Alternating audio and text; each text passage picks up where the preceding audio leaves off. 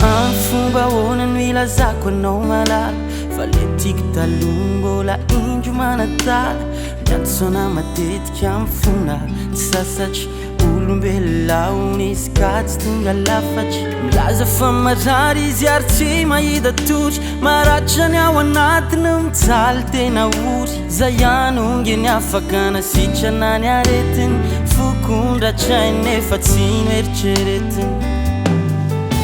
ka ona reny ataoko za manontany anao fa miasa beloha ka tsy haiko zay atao sa hoe tsy rarahiny izy fa vela fotsiny any na kotsy sanasaina mihitsy vezay hafarany nefa mbola tsy maty le fitiavako azany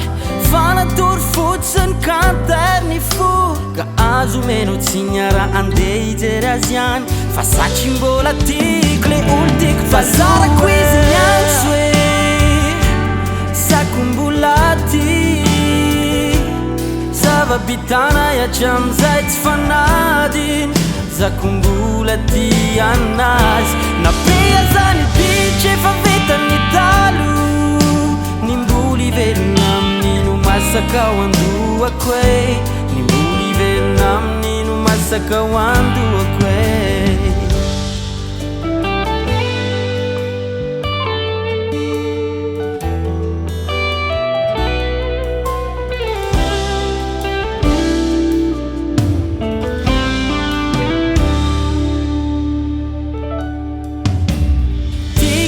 izinane ka tsy afaka tompoko nefa ko tsy vitako ny ty antsokosoko fary teny mamizay natolo ny andro say tsy afaka tondohako mitamberina fona tena tsy misy mihitsy anekina oraray tsy atsiarovako azy fa tsy fantatro ena hoana tena mijaly mafiato ny olona voasazy fisinao tsy navoafafalay fitiavako azy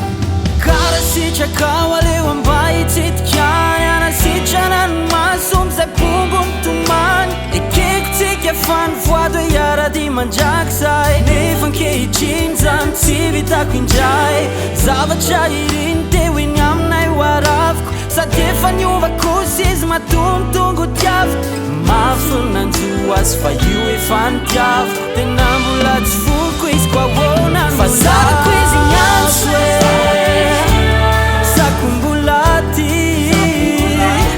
fanzava-bitana yatramizay tsy fanadiny zakombolaty anazy napea zany bitry efa vitany talo nimboly velona amin'ino masaka ao andohako e nimboly velona amin'ino masaka ao andohako e fa zarako izy miantso fazakombolaty fanzava-bitana yatramizay tsy fanady napea zany bitry efa vitany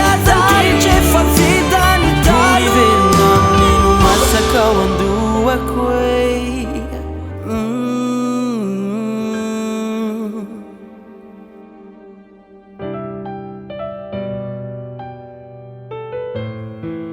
mbola tiako izy